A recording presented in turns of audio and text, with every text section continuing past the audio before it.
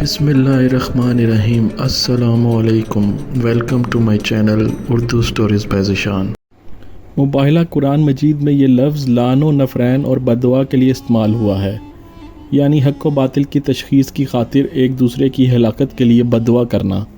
نجران یمن کے شمالی پہاڑی سلسلے میں واقع ایک خوبصورت اور سرسبز و شاداب علاقہ ہے۔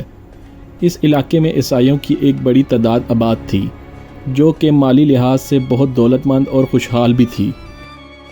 فتح مکہ کے بعد اسلام بہت تیزی سے پھیلا اور لوگ گروہ در گروہ اسلام میں داخل ہونے لگے، تو رسول خدا صلی اللہ علیہ وآلہ وسلم نے ارد گرد کے تمام سرداروں کو دعوت اسلام کے خطوط لکھے کہ یا تو اسلام قبول کر لیں یا پھر جزیہ ادا کریں۔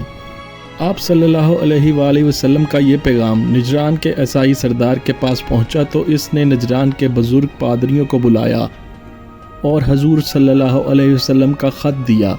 وہ سبھی اس خط کو پڑھ کر سخت مشتعل ہوئے، مگر انہوں نے جنگ سے بچنے اور محمد مصطفیٰ صلی اللہ علیہ وآلہ وسلم سے مذاکرات کا مشورہ دیا۔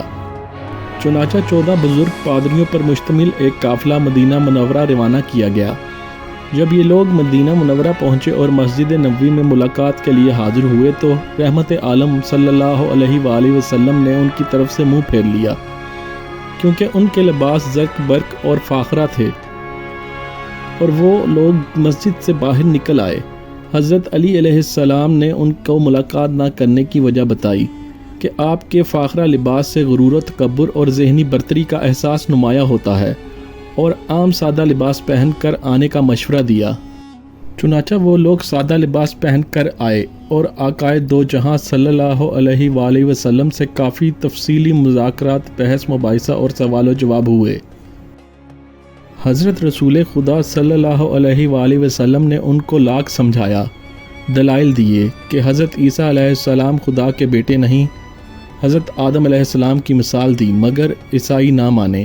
بحث لمبی ہو رہی اور عیسائی نہ اسلام قبول کرنے پر آمادہ تھے اور نہ جزیہ دینے کو تیار۔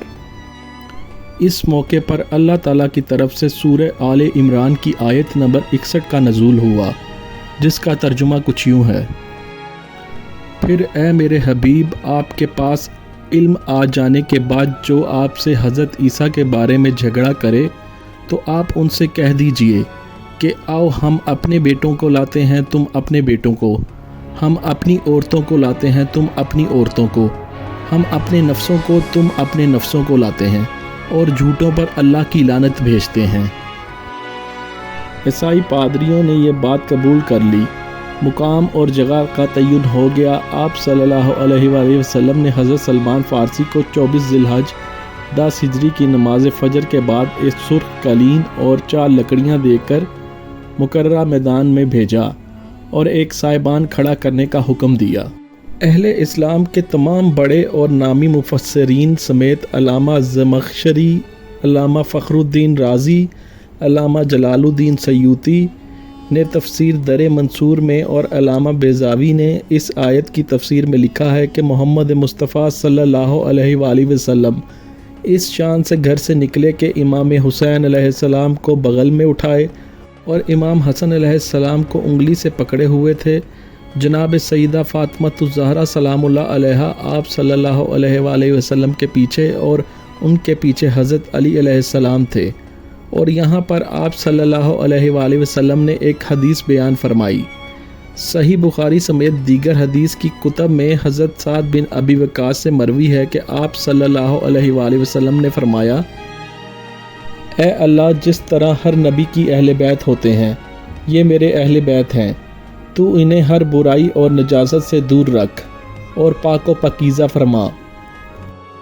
جب آپ صلی اللہ علیہ وآلہ وسلم اس شان سے میدان مباحلہ میں پہنچے کہ زمین و آسمان ان ہستیوں کے نور سے روشن تھے، تو نصارہ کے دلوں پر ہیبت طاری ہو گئی۔ عیسائی راہبوں کے سردار، جس کا نام تاریخ میں آفس لکھا ہے، اپنے ساتھیوں کی طرف دیکھ کر مخاطب ہوا: واللہ میں ایسے نورانی چہرے دیکھ رہا ہوں کہ اگر یہ اس پہاڑ کو اپنی جگہ سے ہٹ جانے کا حکم دیں تو یقیناً ہٹ جائے گا۔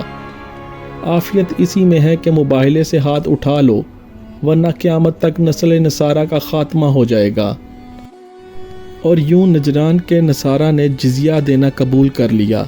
جلا العیون میں علامہ بیضاوی لکھتے ہیں کہ جناب رسول خدا صلی اللہ علیہ وآلہ وسلم نے فرمایا کہ یہ لوگ اگر مباہلہ کرتے تو اللہ تعالیٰ ان کی شکل مسخ اور بگاڑ دیتا، یہ میدان آگ بن جاتا اور نجران میں زندگی ختم ہو جاتی۔ 24 ذی الحج 9 ہجری کا یہ دن اسلامی تاریخ کا ایک اہم ترین دن ہے، جب اللہ تعالیٰ کی تائید و نصرت سے اس کے رسول صلی اللہ علیہ وآلہ وسلم کو ایک عظیم فتح نصیب ہوئی۔